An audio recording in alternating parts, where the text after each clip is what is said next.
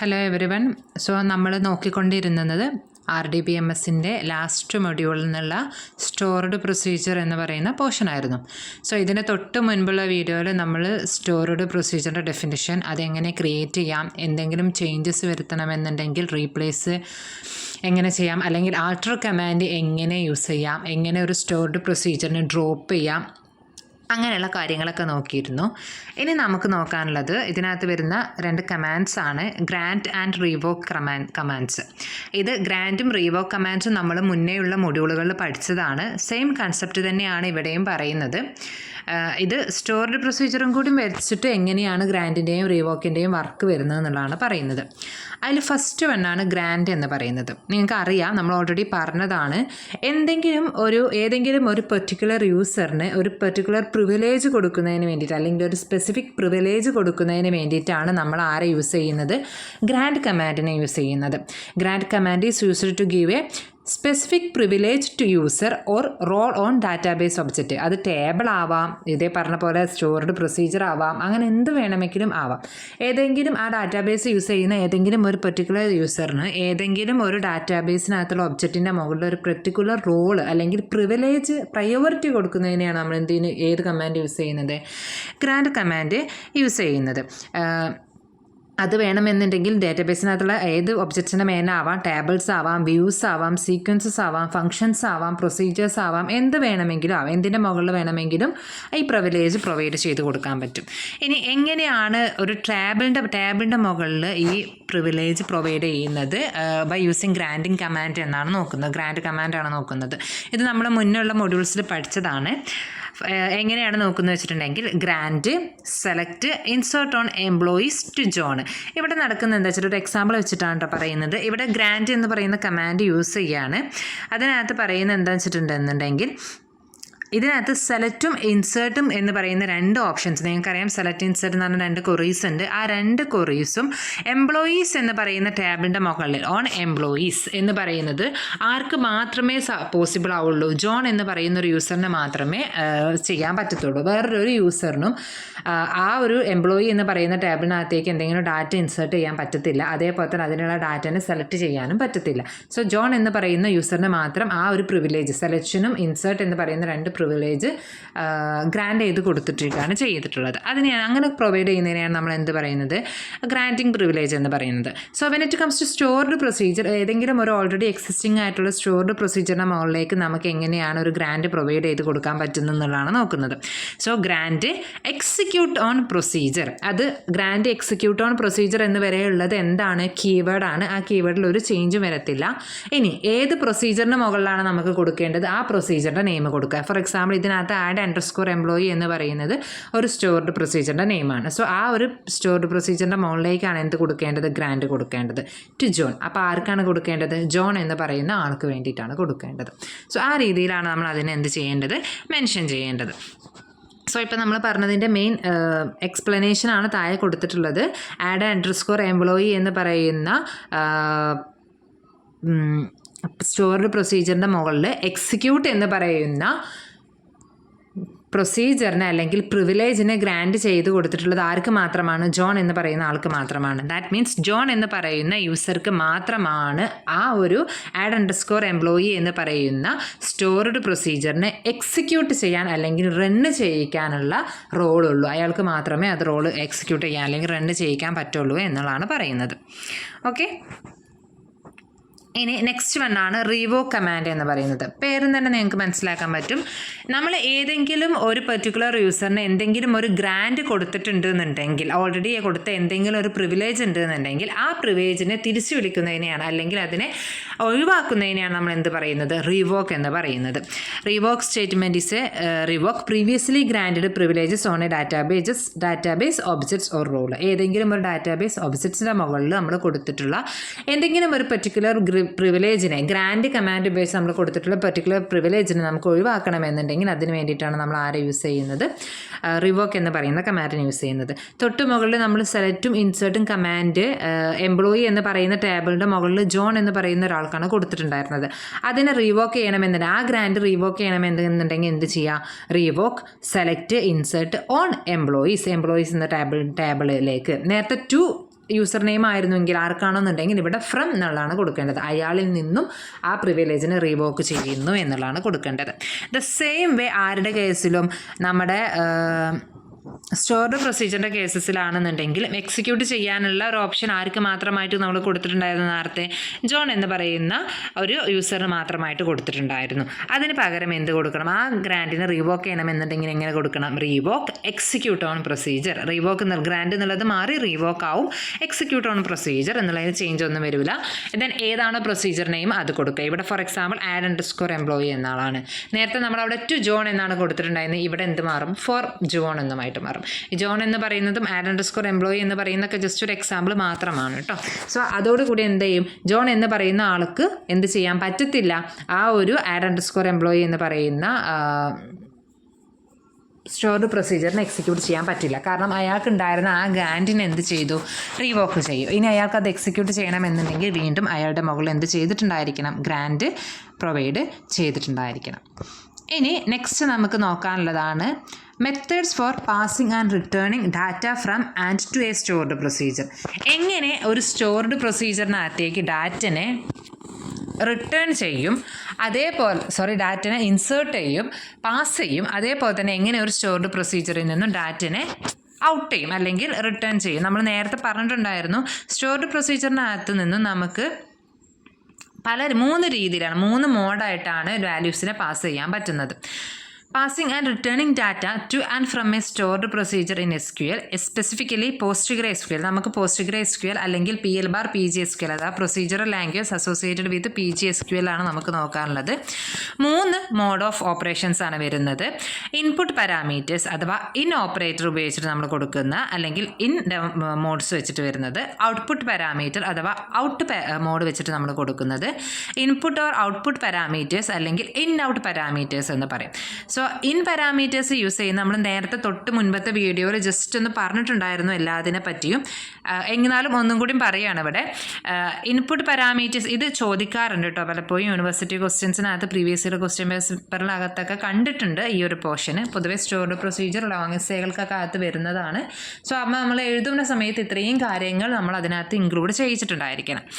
In എന്ന് പറയുന്ന parameter use ചെയ്യുന്നത് user to pass data into stored procedure. ഒരു സ്റ്റോർഡ് പ്രൊസീജിയറിനകത്തേക്ക് നമുക്കൊരു ഡാറ്റനെ പാസ് ചെയ്യണമെന്നുണ്ടെങ്കിൽ നമ്മൾ അതിന് യൂസ് ചെയ്യുന്നതാണ് ഇൻ പാരാമീറ്റേഴ്സ് എന്ന് പറയുന്നത്.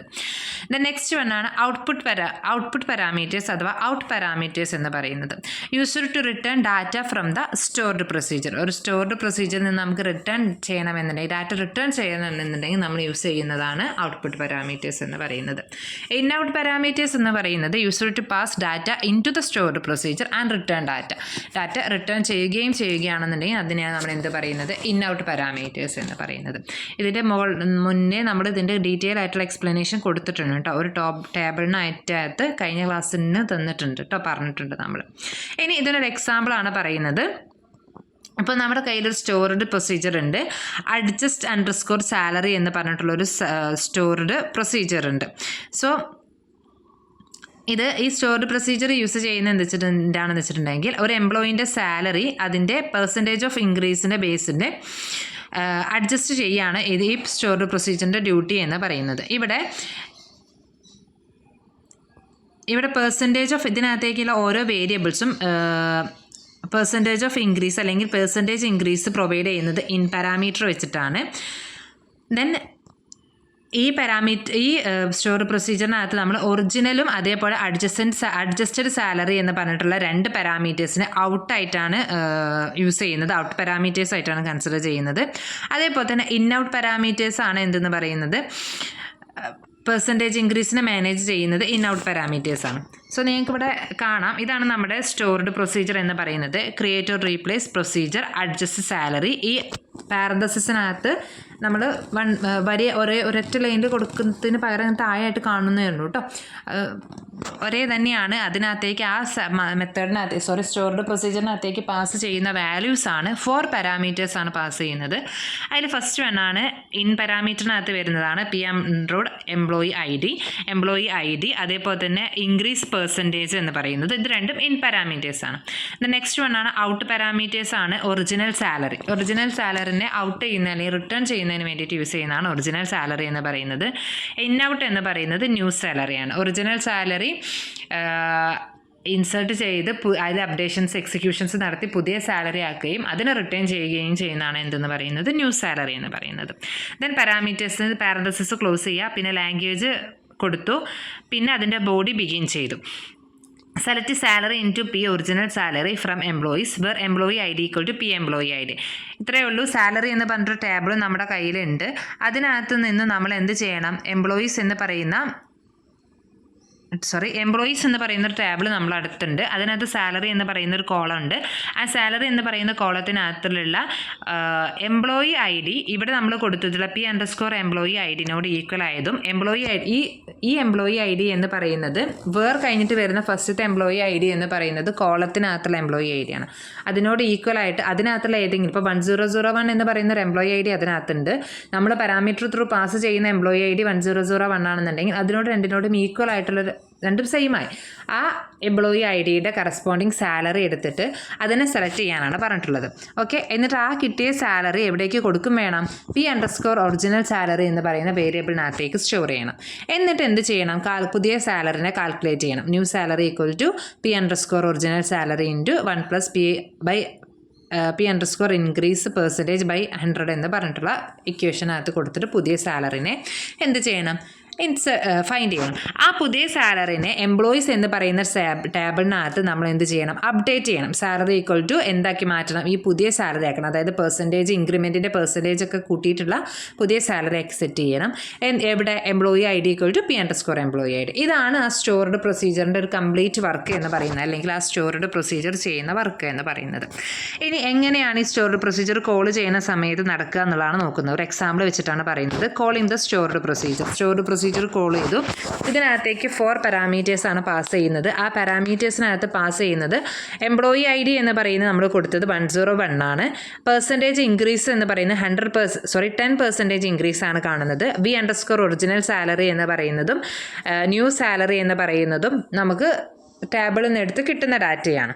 സോ ഇത്രയും നമ്മൾ കൊടുത്തു. നമ്മൾ കോൾ അഡ്ജസ്റ്റൻറ്റ് അണ്ടർസ്കോർ സാലറി എന്ന് പറയുന്ന സ്റ്റോർഡ് പ്രൊസീജിയറിനെ കോൾ ചെയ്തു.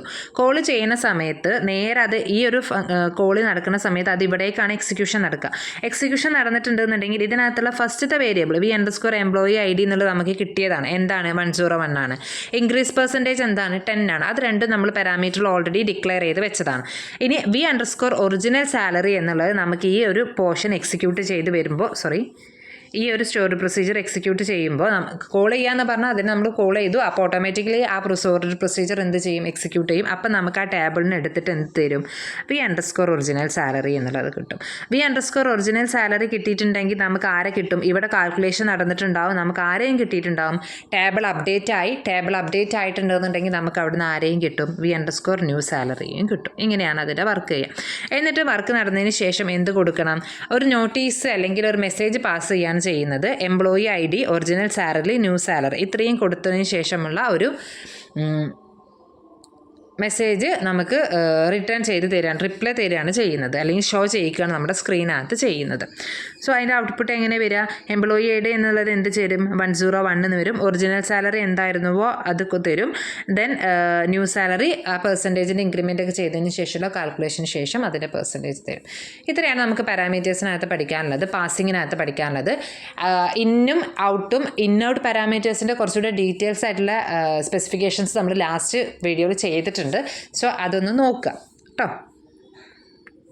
സോ നമ്മളിപ്പോൾ പറഞ്ഞ കാര്യങ്ങൾ തന്നെയാണ് വീണ്ടും എക്സ്പ്ലെയിൻ ചെയ്ത് പറഞ്ഞിട്ടുണ്ട്. അതൊന്ന് വായിച്ച് നോക്കുക എല്ലാവരും കേട്ടോ. Next one is advantages of stored procedures. Stored procedure കൊണ്ടുള്ള അഡ്വാൻറ്റേജസും അതേപോലെ തന്നെ നമുക്ക് ലാസ്റ്റ് നോക്കാനുള്ളതാണ് ഡിസ്അഡ്വാൻറ്റേജസ് ഓഫ് സ്റ്റോർഡ് പ്രൊസീജിയേഴ്സും. So let's check about the advantages of stored procedures. The first one is improved performance. Improved performance എന്ന് പറഞ്ഞിട്ടുണ്ടെങ്കിൽ അതിനകത്ത് 2 കൺസെപ്റ്റാണ് വരുന്നത്. ഒന്ന് റെഡ്യൂസ്ഡ് നെറ്റ്വർക്ക് ട്രാഫിക് എന്ന് പറയുന്നത്. മെയിനായിട്ടും ഈ SQL കോഡുകളെല്ലാം എക്സിക്യൂട്ട് ചെയ്യുന്നത് ഡാറ്റാബേസ് സെർവറിനകത്താണ്. സോ ആ സെർവറിനകത്തുള്ള റിസൾട്ട് മാത്രമേ നമ്മൾ ക്ലയൻറ്റിൻ്റെ പോർഷനകത്തേക്ക് എന്ത് ചെയ്യത്തുള്ളൂ, റിട്ടേൺ ചെയ്യത്തുള്ളൂ. സോ ക്ലയൻറ്റിൻ്റെ സിസ്റ്റത്തിനെ സംബന്ധിച്ചിടത്ത് നോക്കുമ്പോൾ ട്രാഫിക് എന്തായിരിക്കും, അല്ലെങ്കിൽ നെറ്റ്വർക്ക് ട്രാഫിക് നമുക്ക് ഇതുകൊണ്ട് എന്ത് ചെയ്യാൻ പറ്റും, റെഡ്യൂസ് ചെയ്യാൻ പറ്റും. കംപ്ലീറ്റ് പ്രോസസ്സ് സെർവറിനകത്ത് നടന്നിട്ട് എന്താണോ എന്താണോ ഫൈനൽ റിസൾട്ട് അത് മാത്രമാണ് ഇങ്ങോട്ടേക്ക് തരുന്നുള്ളൂ. അതുകൊണ്ട് തന്നെ നെറ്റ്വർക്ക് ട്രാഫിക് റെഡ്യൂസ് ചെയ്യാൻ പറ്റും. And the next one is നമ്മൾ ഓൾറെഡി പറഞ്ഞതാണ് pre compiled execution. That means stored procedure എന്ന് പറയുന്നത് ആദ്യം തന്നെ കമ്പൈൽ ചെയ്ത് വെക്കുന്നതാണ്. അതായത് പ്രീ കമ്പൈൽഡ് പ്രൊസീജിയേഴ്സ് ആണ്. നമുക്ക് ആവശ്യമുള്ള സമയത്ത് അതിൻ്റെ നെയിം കൊണ്ട് നമ്മൾ അതിനെ കോൾ ചെയ്ത് യൂസ് ചെയ്യുക മാത്രമേ ചെയ്യുന്നുള്ളൂ. Next one is enhanced security. നമ്മളിപ്പോൾ ഇതിനകത്ത് ഗ്രാൻഡും റീവോക്കും പഠിച്ചു, അഥവാ ആക്സസ് കൺട്രോളുകൾ പഠിച്ചു. അങ്ങനെ ആക്സസ് കൺട്രോൾസ് കൊടുക്കുന്നത് കൊണ്ട് തന്നെ അൺഓതറൈസ്ഡ് ആയിട്ടുള്ള ആളുകളിൽ നിന്ന് നമുക്ക് അതിന് എന്ത് ചെയ്യാൻ പറ്റും, അതിൻ്റെ ആക്സസ് കൺട്രോൾ ചെയ്യാൻ പറ്റും. Access to tables can be restricted. Grant വെച്ചിട്ട് നമുക്ക് ടേബിൾസിൻ്റെ റെസ്ട്രിക്ഷൻസ് കൊടുക്കാൻ പറ്റുമായിരുന്നുണ്ടായത് നമുക്ക്.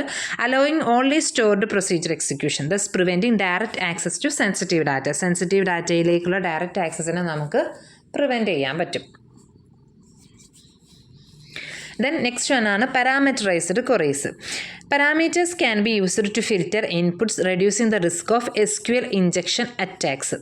ഇതെന്ന് വെച്ചിട്ടുണ്ടെങ്കിൽ നമ്മുടെ SQLിനകത്തേക്ക് കൊടുക്കുന്ന ഇൻപുട്ടിനകത്ത് എറേഴ്സ് വരുത്തുകയാണ്. അതുമായി ബന്ധപ്പെട്ട് ഡാറ്റയിനകത്തും റോങ് ഡാറ്റാസ് ഇൻസേർട്ട് ചെയ്യുന്നതിനെയാണ് ഇൻജെക്ഷൻ അറ്റാക്സ് എന്ന് പറയുന്നത്. അത്തരത്തിലുള്ള കാര്യങ്ങളെയും ഈ പാരാമീറ്ററൈസ്ഡ് ക്വറീസ് നമ്മുടെ സ്റ്റോർഡ് പ്രൊസീജിയേഴ്സ് യൂസ് ചെയ്തിട്ടുണ്ടെങ്കിൽ നമുക്ക് ഒഴിവാക്കാൻ പറ്റും. നെക്സ്റ്റ് വൺ ആണ് കോഡ് റീയൂസബിലിറ്റി. കോഡ് റീയൂസബിലിറ്റി എന്ന് പറഞ്ഞിട്ടുണ്ടെന്നുണ്ടെങ്കിൽ അതിൽ ഫസ്റ്റ് വൺ ആണ് സെൻട്രലൈസ്ഡ് ലോജിക്. സ്റ്റോർഡ് പ്രൊസീജിയേഴ്സ് എന്ന് പറഞ്ഞിട്ടുണ്ടെന്നുണ്ടെങ്കിൽ ഞാൻ ഓൾറെഡി പറഞ്ഞു, ഒരിക്കൽ കമ്പൈൽ ചെയ്ത് വെച്ചിട്ടുണ്ടെങ്കിൽ നമുക്ക് അവിടെ വേണമെങ്കിലും അതിനെ റീയൂസ് ചെയ്യാം. അതുകൊണ്ട് തന്നെ എന്തായിരിക്കും പറ്റുക, എവിടെ വേണമെങ്കിലും ഉള്ള ഒരു റീയൂസ് പോസിബിൾ ആണ്. സോ മൾട്ടിപ്പിൾ ആപ്ലിക്കേഷൻസ് ആയിക്കോട്ടെ, മൊഡ്യൂൾസ് ആയിക്കോട്ടെ, നമുക്ക് എവിടെ വേണമെങ്കിലും ആ ഒരു ലോജിക്കിനെ യൂസ് ചെയ്യാൻ പറ്റും എന്നുള്ളതാണ് മെയിൻ കോഡ് റീയൂസബിലിറ്റിയിൽ വരുന്നത്. നെക്സ്റ്റ് വൺ ആണ് maintenance is. The same way നമുക്ക് എവിടെയെങ്കിലും ഒരു ചേഞ്ചസ് വരുത്തണമെന്നുണ്ടെങ്കിൽ ഒരു സിംഗിൾ സ്റ്റോർഡ് പ്രൊസീജിയറിനകത്ത് ചേഞ്ച് വരുത്തിയാൽ മതി. അത് യൂസ് ചെയ്യുന്നിടത്തെല്ലാം ആ ചേഞ്ച് എന്ത് ചെയ്യും, റിഫ്ലക്റ്റ് ചെയ്ത് വരും. നെക്സ്റ്റ് വൺ ആണ് transaction management. Atomic transactions. Multiple SQL statements within a stored procedures can be grouped into a single atomic transaction, ensuring data integrity. ഡാറ്റൻ്റെ ഇൻറ്റഗ്രിറ്റി എൻഷുർ ചെയ്യുന്നതിന് വേണ്ടിയിട്ട് ഒരു സ്റ്റോർഡ് പ്രൊസീജിയറിനകത്ത് മൾട്ടിപ്പിൾ ട്രാൻസാക്ഷൻസ് വന്നിട്ടുണ്ടെന്നുണ്ടെങ്കിൽ അതിനെല്ലാം കൂടെ കമ്പൈൻ ചെയ്ത് നമുക്ക് ഒരൊറ്റ അറ്റോമിക് ട്രാൻസാക്ഷൻ ആക്കിയിട്ട് മാറ്റാൻ പറ്റും. And the next one is improved productivity.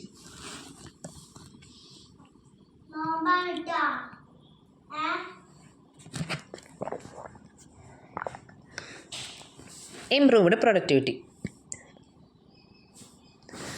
അതിൽ വരുന്നതാണ് standardisation. Encourage standard coding practices and reduces redundant code across applications. ഇത് ഒരേ പർപ്പസിന്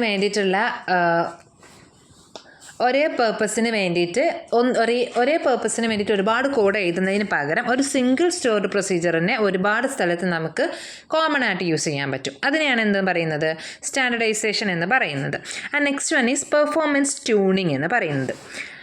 നിങ്ങൾ DBMSനകത്ത് ഡാറ്റാബേസ് അഡ്മിനിസ്ട്രേറ്റർ പഠിപ്പിച്ചിട്ടുണ്ടാവും, അഥവാ DBASനെ പഠിച്ചിട്ടുണ്ടാവും.